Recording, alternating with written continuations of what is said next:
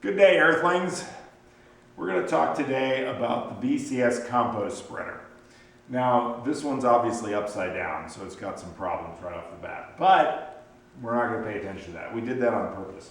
What we're really talking about today is the wheels that come standard on the compost spreader, and we're talking about the fact that for most people, these wheels are a little too short because they only give you about maybe 6 inches of ground clearance under the compost spreader. If you're spreading compost on raised beds, it's a little tight, especially if the ground is soft and your wheels sink into the pathways a little bit.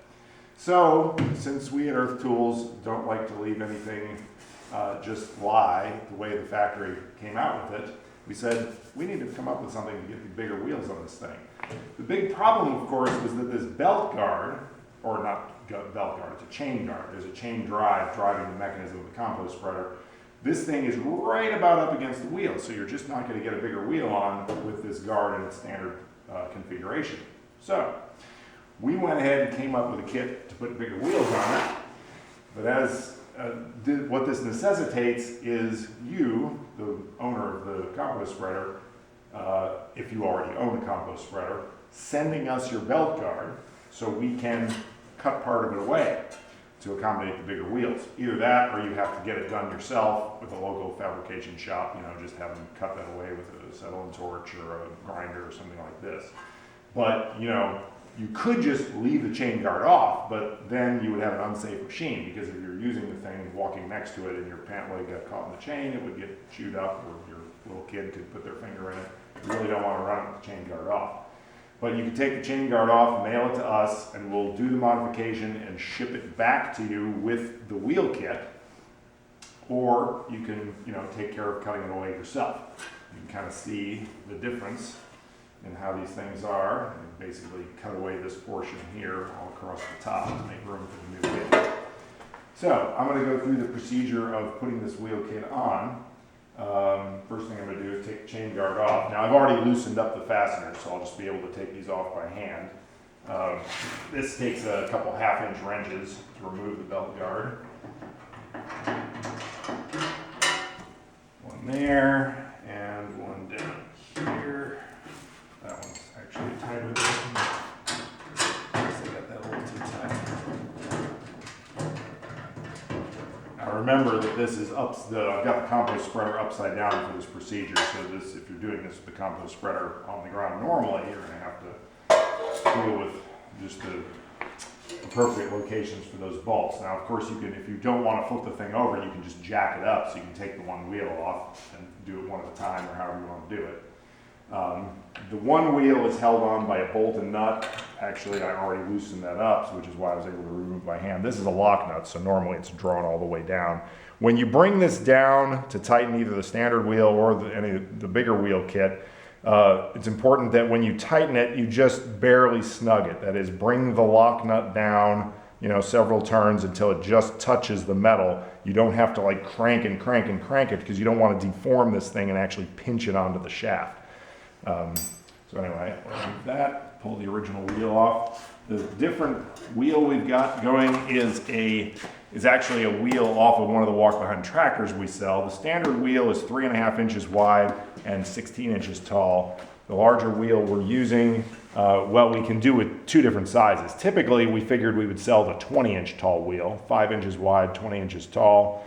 We came up with a little adapter that we make here at Earth Tools that bolts on the inside of this wheel and converts the walk-behind tractor bolt pattern to the sleeve type axle necessary for the compost spreader. So we sell this adapter and the wheels. There's also an in-between size set of wheels, which I don't have here for the video, but it's 18 inches tall and 4 inches wide. So it's kind of an in-between size. It would still require cutting away the chain cover. So, I figure if you got to cut it away, you might as well put the big one on there. The big one, being it's a total of 4 inches taller, is going to gain you 2 inches of extra ground clearance under the machine by raising the axle 2 inches. Now keep in mind that since we put a bigger wheel on it, what this is going to do is it's going to drive the compost spreader at the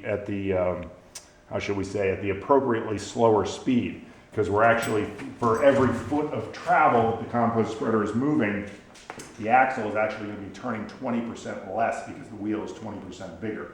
So your potential output of the spreader is cut down by 20%.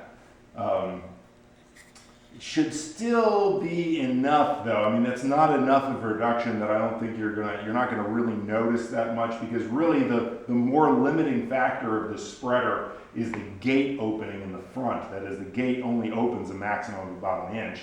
And that's kind of your limiting factor in terms of how much it's putting out. So I don't think you're going to really notice much of a difference with the bigger wheels, but just so you know, if you do notice a little bit of a difference, that's why. So anyway, we've got that all off. On the other side of the spreader, the wheel is held on by a cotter pin, and I've already flattened this out so I could get it off. Normally from the factory it's kind of bent out, so I've pulled that off. Get the washer out of the way, pull this wheel off. There's another washer on the back side. Now, the difference in the wheels on the two sides, on the chain side of the machine, you have that bolt and nut holding the wheel on, which means that wheel is actually bolted to the axle. And that means that wheel is the drive wheel that's actually driving the compost spreader mechanism as the tractor drags it along. The wheel on this side is just spinning. This one does not actually, it's not linked to the axle, it's just riding on the axle. It's held on by the cotter pin and have another limiter cotter pin here, but in between those cotter pins, the wheel can just spin. That's on purpose because that lets you turn the compost spreader with very little effort, because the wheels can turn independently. That is, this one can turn slower or faster than the axle when you're making a turn and one of the wheels needs to turn slower or faster. If these wheels were both pinned on us, that is, if they were both bolted onto the shaft and you needed to make a turn and this thing was full of compost, it would be like, it'd take an act of Congress to actually turn the thing. And since we know Congress can't do anything these days, your compost spreader would never turn. So the wheel on this side, there's some more washers stuck to that thing. Now, the adapter that we're using to adapt these larger, walk-behind tractor wheels to the axle of the spreader, these all have a through hole drilled for the bolt and nut. But on this side here, that is the side with the cotter pin that's supposed to be a free spinning side, you're not going to put the cotter pin back through that hole in the rim, or in the adapter rather. That is, when you put this on there, you're going to go ahead and see right here, you can see there's a hole through the axle and there's a hole in the adapter piece. Well, don't put the cotter pin back through these two holes. If you line them up and put the pin through there, then you've just linked it permanently to the axle and now you can't make a turn. So just put it back together like this and bend your cotter pin appropriately so that the thing can't fall out of there. Well, I'm not going to do that now. I'm going to have to pull this back off after the video, but take a pliers and bend that thing.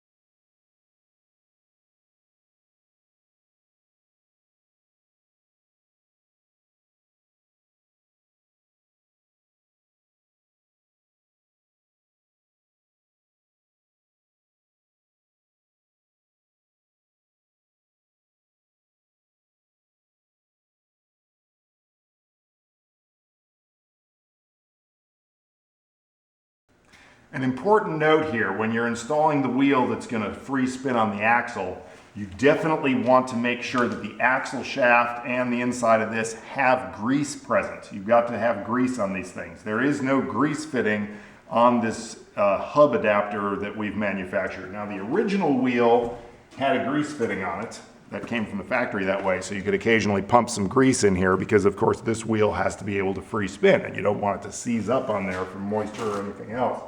So when you're getting ready to put this one on, just make sure it's got a generous coating of grease on it, and you want to take it off at least once a year and just reapply the grease if you're going to leave the big wheel on it. So that'll take care of that and keep it from seizing up. Now, the other thing I wanted to mention is some of these actually come with more shim washers on them. It just depends on how many the factory puts on there. This one actually had 6 on it originally, but our hub adapter is a little bit wider than the original wheel, so we had to take 2 of the washers off. But if you have to remove any washers, just make sure there's at least 1 washer on the inside, 1 washer on the outside after you install the wheel, and you're good to go. So anyway, this larger wheel on there. Anyway, on this side, you do want this thing linked with the axle, so you're going to take a minute to figure out, oh yeah, there's my hole, so I'll try to line that up when I put it on. And there it is, it drops through. Like I said before, you're going to go ahead and screw that down until the nut comes all the way in and just kind of barely touches, and then you stop. Now, these wheels that we're using, these larger wheels off the walk-behind tractor, these things have adjustable 2-piece rims. We actually have a separate video on how to adjust these things. But the point is, you'll see that this is a little wider than the original wheels. That is, the total wheelbase is a little wider. Well, if that's too wide for your gardening situation, if it's like getting into your next raised bed over or something, you can adjust these. You can take these wheels apart. The inner hub and the outer rim are held together by these 4 bolts, and you can reposition this inner hub in 4 positions within this rim. You can leave it bolted to the set of brackets that it's bolted to now, but turn it inside out, or you can move it around to this other set of brackets and mount it inside out or right side in. Of course, you'll have to reposition this hub on whatever side is appropriate to make it work so that it's not actually rubbing the body of the compost spreader. But the point is, you can adjust this wheel track somewhat to get the wheel track width that works best for you. So that's about it. So what you'll do is you'll put these wheels on as shown. You'll take your cutaway guard that either you purchased from us or you cut away yourself, and you'll put it back on there using the 2 bolts and nuts that do that. And then obviously flip the thing over and go to work. Thanks for watching.